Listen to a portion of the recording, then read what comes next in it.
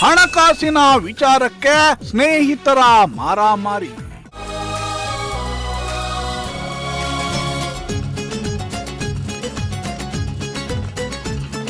ಸಾಲದ ಕಂತು ಕಟ್ಟಲಿಲ್ಲ ಅಂತ ಪಾಪಿ ಗೆಳೆಯನಿಂದ ಹಲ್ಲೆ. ದೇಹ ಅಂತ ಒಳಗೊಳಗೆ ಸ್ಕೀಮ್ ಆಗ್ತಾರೋ.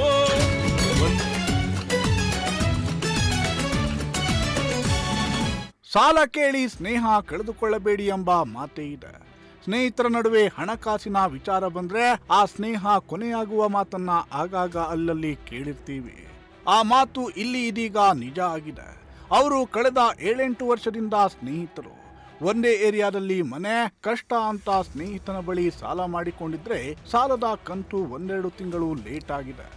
ಇಷ್ಟಕ್ಕೆ ಕೋಪಗೊಂಡ ಗೆಳೆಯ ಆತನ ಬಾಮೈದನ ಜೊತೆ ಸೇರಿ ಏಕಾಏಕಿ ಹಲ್ಲೆ ಮಾಡಿದ್ದು, ಸ್ನೇಹಿತನ ಕೋಪಕ್ಕೆ ಅಮಾಯಕನೊಬ್ಬ ಆಸ್ಪತ್ರೆಯಲ್ಲಿ ಚಿಕಿತ್ಸೆ ಪಡೆಯುತ್ತಿದ್ದಾನೆ.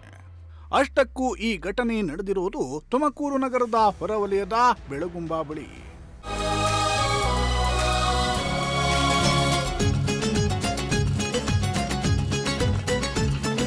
ಹೀಗೆ ಆಸ್ಪತ್ರೆಯಲ್ಲಿ ನರಳಾಡುತ್ತಿರೋ ವ್ಯಕ್ತಿಯ ಹೆಸರು ರಮೇಶ್ ಅಂತ. ತುಮಕೂರು ನಗರದ ಹೊರವಲಯದ ಬೆಳಗುಂಬಾದ ಗಣೇಶ ನಗರದ ನಿವಾಸಿ. ಅದೇ ಏರಿಯಾದಲ್ಲಿದ್ದ ದೇವರಾಜ್ ಹಾಗೂ ರಮೇಶ್ ಕಳೆದ 7-8 ವರ್ಷಗಳಿಂದ ಸ್ನೇಹಿತರಾಗಿದ್ರು. ಇಬ್ಬರ ನಡುವೆ ಹಣಕಾಸಿನ ವ್ಯವಹಾರ ಕೂಡ ಇತ್ತು. ಕಳೆದ 5 ತಿಂಗಳ ಹಿಂದೆ ಹಲ್ಲೆಗೊಳಗಾದ ರಮೇಶ್ ದೇವರಾಜು ಬಳಿ 1 ಲಕ್ಷ ರೂಪಾಯಿ ಹಣವನ್ನ ಬಡ್ಡಿಗೆ ಸಾಲ ಪಡೆದುಕೊಂಡಿದ್ದ.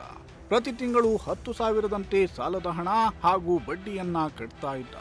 ಆದರೆ ಕಳೆದ 2 ತಿಂಗಳಿನಿಂದ ಅನಿವಾರ್ಯ ಕಾರಣದಿಂದ ಸಾಲದ ಕಂತನ್ನ ಕಟ್ಟಲು ಆಗಿಲ್ಲ. ಆ ಕಾರಣಕ್ಕೆ ದೇವರಾಜು ವಾಟ್ಸಪ್ನಲ್ಲಿ ರಮೇಶ್ಗೆ ಕೆಟ್ಟದಾಗಿ ಮೆಸೇಜ್ ಮಾಡಿ ನಿಂದಿಸಿದ್ದಾನೆ. ಅಲ್ಲದೆ ಮೊನ್ನೆ ಮಧ್ಯರಾತ್ರಿ 12 ಗಂಟೆ ಸುಮಾರಿಗೆ ರಮೇಶ್ನನ್ನ ಕರೆಸಿಕೊಂಡಿದ್ದಾರೆ. ಬೆಳಗುಂಬಾದ ಕುಂದೂರು ಕ್ರಾಸ್ ಬಳಿಯ ಮೂಲೆ ತೋಟದ ಬಳಿಯ ದೇವರಾಜು ಮನೆ ಬಳಿ ಹೋಗ್ತಾ ಇದ್ದಂತೆ ಮನೆಯಿಂದ ಹೊರಬಂದ ದೇವರಾಜು ಹಾಗೂ ಅವನ ಬಾಮೈದ ದಿನೇಶ್ ಎಂಬುವರು ಏಕಾಏಕಿ ಹಲ್ಲೆ ಮಾಡಿದ್ದಾರೆ ಅಂತ ಹಲ್ಲೆಗೊಳಗಾದ ರಮೇಶ್ ಆರೋಪ ಮಾಡಿದ್ದಾರೆ. ಹಣ ಹೇಗಾಗಿದ್ದು ಗಲಾಟೆ ಏನಾಯಿತು? ದುಡ್ಡು ಕಾಸಿನ ವ್ಯವಹಾರ ಮಾಡ್ತಿದ್ದು. ದುಡ್ಡು ಕಾಸಿನ ವ್ಯವಹಾರ ಮಾಡ್ಬೇಕಾದ್ರೆ ಅವರು ದುಡ್ಡು ಕಟ್ಟಿರಲಿಲ್ಲ ಒಂದು ಯಾವುದೋ.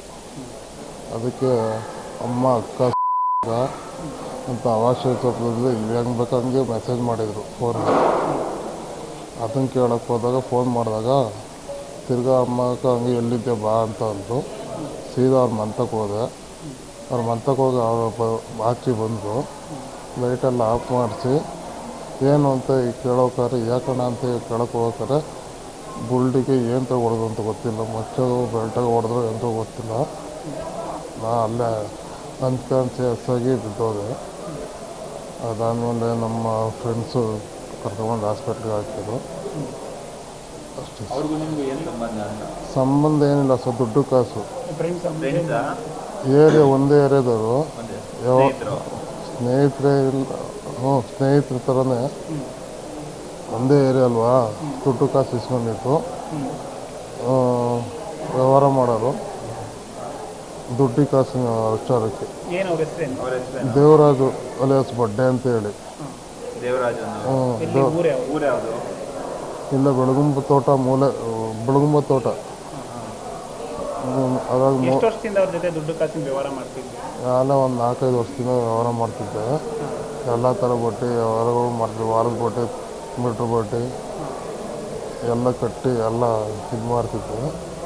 ಈಗ ಒಂದು ಸ್ವಲ್ಪ ದಿವಸದಿಂದ ಯಾವುದು ಕಟ್ಟಕ್ಕಾಗದಲ್ಲೇ ಆಗ್ತಿರ್ಲಿಲ್ಲ. ಅದಕ್ಕೋಸ್ಕರ ಅವರು ಮಾಡಿದ್ರು. ಈಗ ಅವರು ಬಡ್ಡಿ ವ್ಯವಹಾರ ಮಾಡ್ತಾ ಇದ್ರೆ ಬಡ್ಡಿ ಕೊಟ್ಟಿದ್ರು ನಿಮಗೆ? ಬಡ್ಡಿ ಕೊಟ್ಟಿದ್ರು. ಎಷ್ಟು ಸಾಲ ಪಡೆದಿದ್ರಿ ಅಂತ? ಇನ್ನು ಹಲ್ಲೆಯಿಂದ ತೀವ್ರ ಗಾಯಗೊಂಡಿರೋ ರಮೇಶ್ನನ್ನ ಆತನ ಸ್ನೇಹಿತರು ತುಮಕೂರು ಜಿಲ್ಲಾಸ್ಪತ್ರೆಗೆ ದಾಖಲಿಸಿ ಚಿಕಿತ್ಸೆಯನ್ನ ನೀಡಲಾಗ್ತಿದೆ. ತಲೆಗೆ 9 ಸ್ಟಿಚ್ಗಳನ್ನ ಹಾಕಲಾಗಿದ್ದು ಗಂಭೀರ ಸ್ಥಿತಿಯಲ್ಲಿದ್ದು ನಮ್ಮ ಅಣ್ಣನ ಮೇಲೆ ಹಲ್ಲೆ ಮಾಡಿದವರ ವಿರುದ್ಧ ಕ್ರಮ ಕೈಗೊಳ್ಳಬೇಕು ಅಂತ ರಮೇಶ್ ಸಹೋದರ ದಿನೇಶ್ ಆಗ್ರಹಿಸಿದ್ದಾರೆ. ನಮ್ಮ ಹೆಸರು ದಿನೇಶ್ ಅಂತ. ರಮೇಶ್ ಇದ್ದಾರಲ್ಲ, ಅವ್ರ ತಮ್ಮ ಅವ್ರದ್ದು. ಅದೇ ಸರ್, ಇದು ಹಣಕಾಸಿನ ವಿಚಾರಕ್ಕೆ ಈ ಒಂದು 2-3 ತಿಂಗಳ ಈಗ ಫೈನಾನ್ಸ್ ಥರ ಮಾಡಿದ್ರು ಅವರು. ತಿಂಗಳಿಗೆ ಇಷ್ಟೊಂದು 10,000 ಕಟ್ಟಬೇಕಾಯಿತು. ಒಂದು 2 ತಿಂಗಳಿಂದ ಡ್ಯೂ ಮಾಡಿದ್ದಕ್ಕೆ ಅವರಿಂದ ಅವಾಚ್ಯ ಶಬ್ದದಿಂದ ನಿಂದಿಸಿ ಮೆಸೇಜೆಲ್ಲ ಕಳಿಸಿ ಅವ್ರಿಗೆ ರೋಷ, ಈಗೇನು ಎಲ್ಲ ಮನೆ ಮಕ್ಕಳು ಸಮೇತ ಮಾತಾಡಿ ಕರೆಸಿ ಅವ್ರ ಮನೆ ಹತ್ರನೇ ಕರೆಸಿ ಹೊಡೆದಿದ್ದಾರೆ. ಏಕಾಏಕಿ ಹಲ್ಲೆ ಮಾಡಿರೋದು. ಮೋಸದಿಂದ ಕರೆಸಿ ಲೈಟ್ ಆಫ್ ಮಾಡಿ ಏಕಾಏಕಿ ಹಲ್ಲೆ ಮಾಡಿದ್ದಾರೆ ಅವ್ರ ಮೇಲೆ.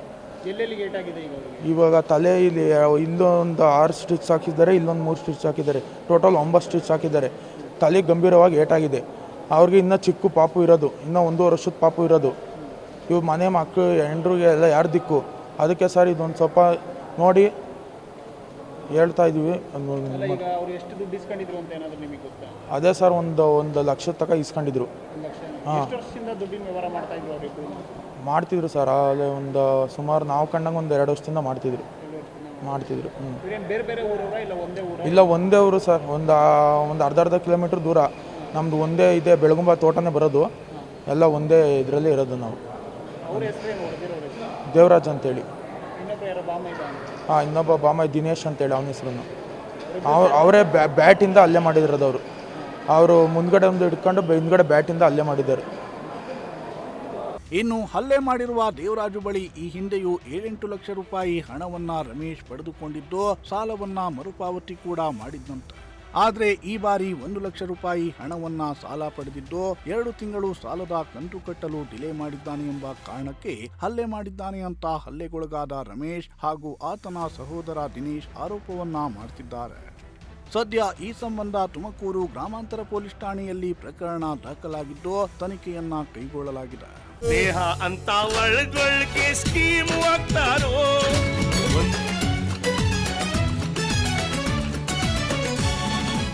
ಅದೇನೇ ಆಗಲಿ, ಸ್ನೇಹಿತರ ನಡುವೆ ಹಣಕಾಸಿನ ವ್ಯವಹಾರ ಇರಬಾರದು ಅಂತ ಹೇಳೋದು ಇದಕ್ಕೇನೆ.